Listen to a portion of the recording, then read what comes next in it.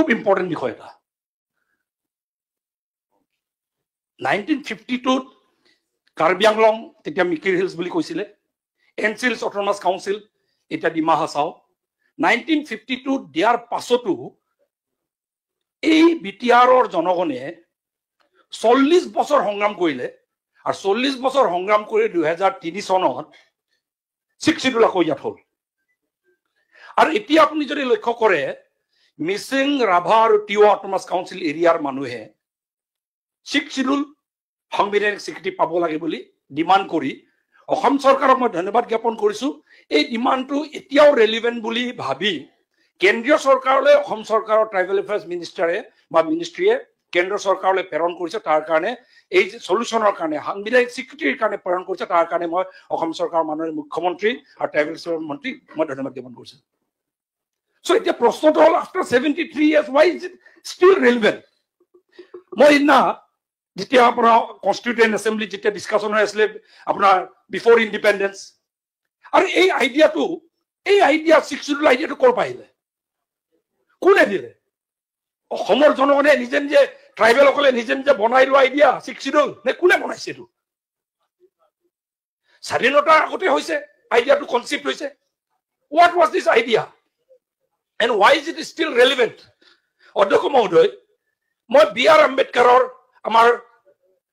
Bharat Ratna BR. Ambedkar আমাৰ সংবিধানৰ সৃষ্টিকৰ্তা তেখেতৰ কমেন্ট এটা মাজত পালো তেখেতে কৈছিলে উত্তৰ পূৰ্বাঞ্চলৰ ট্ৰাইবেল সম্পৰ্কে এটা কথা কৈছিলে তেতিয়া এই ড্ৰাফটিং কমিটি যেটা চলি আছিল সংবিধান যেটা ড্ৰাফট চলি আছিল তেতিয়া according to Dr. B.R. Ambedkar the tribal people of Assam differed from the tribals of other areas he felt that the position of the tribals of Assam was somewhat analogous to that of the Red Indians in the United States who are a republic by themselves in that country and were regarded as separate and independent people অধ্যক্ষ মহোদয় এতিয়া এই red Indian আমেৰিকাৰ red ইণ্ডিয়ানৰ কথা যেতিয়া ক'লে মই আমেৰিকাৰ ৰেড ইণ্ডিয়ানৰ বিষয়ে অলপ অধ্যয়ন কৰিলো আজি ডনাল্ড ট্ৰাম্প এমাহৰ আগত শপত গ্ৰহণ কৰিছে পৃথিৱীৰ ভিতৰত 1 নম্বৰ ৰাষ্ট্ৰ বুলি কয় তাত থকা ৰেড ইণ্ডিয়ান সকলৰ অৱস্থা কেনেকুৱা বুলি যদি আজিৰ তাৰিখত সোধে অধ্যক্ষ মহোদয় the Red Indians more accurately referred as Native Americans or indigenous people of the United States faced centuries of displacement violence cultural suppression following the arrival of European settlers in the America আজি কি অৱস্থা এখনকলৰ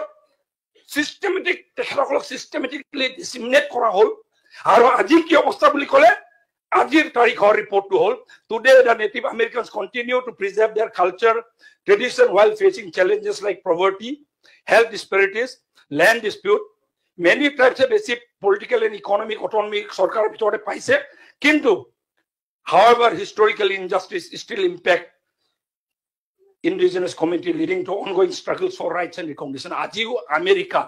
পৃথিৱীৰ ভিতৰত 1 number ৰাষ্ট্ৰ বুলি কোৱা দেশত tribal মানুহৰ এই অৱস্থা হৈ আছে কিন্তু এই যে ৰেড ইণ্ডিয়ান সকল যে নাইকিয়া হৈ গ'ল আমেৰিকাৰ পিকচাৰ পা আমেৰিকাৰ হিষ্ট্ৰী পা নাইকিয়া হৈ গ'ল এই ট্ৰাইবেল নৰ্থ ইষ্টৰ ট্ৰাইবেল সকলৰো হলেহেঁতেন কিন্তু নৰ্থ ইষ্টৰ ট্ৰাইবেল সকলক এই আমেৰিকাৰ ৰেড ইণ্ডিয়ানৰ নিচিনা নাইকিয়া হৈ যোৱা বাধা প্ৰদান কৰি আমাক প্ৰটেকশ্যন প্ৰদান কৰা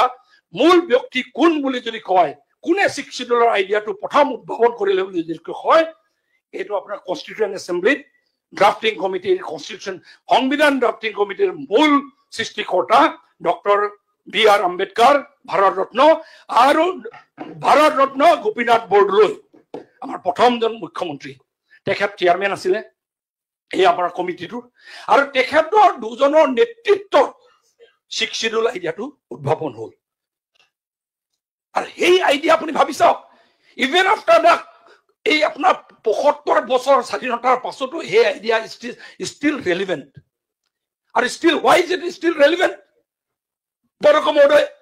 why is it still relevant কিয়নো যিজন ব্যক্তিয়ে এই আইডিয়াটো সৃষ্টি কৰিলে মই মাজত অলপ অধ্যয়ন কৰি আছিলো ভাৰতৰ 130 কোটি জনগণৰ মাজত কেইজন মানুহে ভাৰত ৰত্ন পাইছে হিচাপ এটা কৰোতে ওলাইছে only 53 people since 1954 আজিলৈকে পুনৰ 70 বছৰত only 53 মানুহে ব্যক্তিয়ে বিশিষ্ট নাগৰিকে ব্যক্তিয়ে এষ্টিম পাৰ্সনেলি যে ভাৰত ৰত্ন পাইছে আৰু তাৰে ভাৰতৰত্ন পোৱা দুজন ব্যক্তিয়ে এই আইডিয়াটো সৃষ্টি কৰিছিলে অধ্যক্ষ মহোদয় সেইকাৰণে মই উত্তৰ পূৰ্বাঞ্চলৰ ট্ৰাইবেলৰ হৈ খাচীয়া জনগণৰ হৈ জয়ন্তীয়া জনগণৰ হৈ কাৰ্বিৰ হৈ ডিমাছাৰ হৈ আৰু মণিপুৰৰ ট্ৰাইবেলৰ হৈ ত্ৰিপুৰা ট্ৰাইবেলৰ হৈ আমাৰ মিজোৰ হৈ সকলোৰে হৈ মই আপোনাৰ ভাৰতৰত্ন গোপীনাথ বৰদলৈ আৰু ভাৰতৰত্ন আপোনাৰ বি আৰ আম্বেদকাৰক মই ধন্যবাদ জ্ঞাপন কৰিব বিচাৰিছো উপাধ্যক্ষ মহোদয় নেক্সট কুৱেশ্যনটো হৈ গ'ল যে হোৱাট হেপেন যদি হিল ট্ৰাইব খিনিৰ কাৰণে শিডিউল হ'ল what happen to those plain tribes of Assam এই বিষয়টো মই আজি উত্থাপন কৰিব বিচাৰিছো এটা হিষ্টৰিকেল ইনজাষ্টিচ হৈ গ'ল তেতিয়া অসমৰ প্লেইনছৰ জনগণ প্লেইনছৰ ট্ৰাইবেল বাদ পৰি গ'ল আৰু প্লেইনছৰ ট্ৰাইবেল বাদ পৰি যোৱাৰ কাৰণে প্লেইনছৰ ট্ৰাইবেলৰ ওপৰত আগ্ৰাহন যোৱা বিধানসভাৰ মজিয়াত আপোনাৰ ইলিগেল ইমিগ্ৰেণ্টছ বাংলাদেশী ইমিগ্ৰেণ্টছ আহি মেলি যে আমাৰ মাটি দখল কৰি আপুনি চাব এইকাৰণে চাব অসমৰ কনফ্লিক্টৰ বুৰঞ্জী যদি পৰে হাইয়েষ্ট কনফ্লিক্ট এই লৱাৰ আসামৰ BTAD এৰিয়াত হৈছে কাৰ লগত হৈছে বুলি ক'লে ইলিগেল ইমিগ্ৰেণ্টছৰ লগত ট্ৰাইবেলৰ লগত কনফ্লিক্ট হৈছিলে অধ্যক্ষ মহোদয় এই হিষ্টৰিকেল ইনজাষ্টিচটোক ৰেক্টিফাই কৰাৰ কাৰণে কাৰেক্ট কৰাৰ কাৰণে 2003 চনত BTRৰ বড়ো জনগণক 6 শিডিউল দিয়া হ'ল আজিও মই অনুৰোধ জনাও অধ্যক্ষ মহোদয় উজনি অসমৰ চৰ অঞ্চল এতিয়াও বাকী আছে য'ত আগ্ৰাহন চলি আছে এতিয়াও কিন্তু ট্ৰাইবেলসকলে যুঁজি আছে মাটি নিজে প্ৰটেক্ট কৰি আছে তাত থকা tribal autonomous council Mising autonomous council আৰু গোৱালপাৰাৰ ৰাভাসকলৰ অট'নমাছ কাউন্সিল এৰিয়া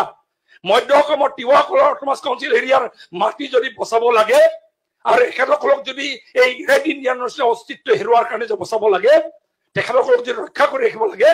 ইমিডিয়েটলি এই প্ৰভিজনটো যিটো জেগাত তেখেতসকলে এডমিনিষ্ট্ৰেট কৰি আছে মই বেলেগ জেগাৰ কথা কোৱা নাই তাত দুবাৰ নিৰ্বাচন হৈ গ'ল মিচিং অট'নমাছ কাউন্সিলত দুবাৰ নিৰ্বাচন হৈ গ'ল তিৱা কাউন্সিলত উপাধ্যক্ষ মহোদয় দুবাৰ নিৰ্বাচন হৈ গ'ল ৰাভা কাউন্সিলত দুবাৰ নিৰ্বাচন হৈ গ'ল নিৰ্বাচিত এৰিয়া বেলেগ জেগাত নহয় ডিস্পিউট এৰিয়াত নহয় নিৰ্বাচিত এৰিয়াত য'ত কোনো ডিস্পিউট নাই তাত অতি সোনকালে অসম চৰকাৰে যেনেকৈ কেন্দ্ৰীয় চৰকাৰে প্ৰস্তাৱ প্ৰেৰণ কৰিছে সাংবিধানিক স্বীকৃতি এই সাংবিধানটো আমাৰ গোপীনাথ বৰদলৈ প্ৰয়াত গোপীনাথ লক্ষ্মীনাথ বৰদলৈ আৰু আমাৰ সংবিধান সৃষ্টিকৰ্তা ডক্টৰ BR আম্বেদকাৰৰ সপোনটোক এই ট্ৰাইবেল এৰিয়াত বাস্তৱ কৰাৰ কাৰণে আজি বিধানসভাই প্ৰস্তাৱ এটা গ্ৰহণ কৰক আৰু চৰকাৰে এইটোক লৈ কেন্দ্ৰ চৰকাৰৰ সোনকালে আলোচনা কৰি এই 3টা জনগোষ্ঠীয় অঞ্চল 3টা ট্ৰাইবেল এৰিয়াকো ইণ্ডিজিনাছ এৰিয়াৰ মানুহক ভূমিপুত্ৰৰ মাটিটো বচাবলৈ তেখেতৰ সংস্কৃতিক বচাবলৈ তেখেতৰ অস্তিত্বক বচাবলৈ পদক্ষেপ ল'ব বুলি মোৰ ফালৰ পৰা আহ্বান জনাই মই পুনৰবাৰ মিচিং ৰাভা তিৱাসকলৰ স্বায়ত্তশাসিত পৰিষদ এলেকাধীন এৰিয়াৰ ভিতৰৰ এৰিয়াটোক প্ৰটেকশ্যন দিব লাগে 6 শিডিউলৰ অধীনত প্ৰটেকশ্যন দিব লাগে সাংবিধানিক স্বীকৃতি প্ৰদান কৰিব লাগে মোৰ পৰা আহ্বান জনাই আৰু পুনৰ সৃষ্টি কৰা সংবিধানৰ সৃষ্টিকৰ্তা আমাৰ BR আম্বেদকাৰ আৰু আমাৰ লোকপ্ৰিয় গোপীনাথ বৰদলৈক ধন্যবাদ জ্ঞাপন কৰি মোৰ বক্তব্য সামৰিছো ধন্যবাদ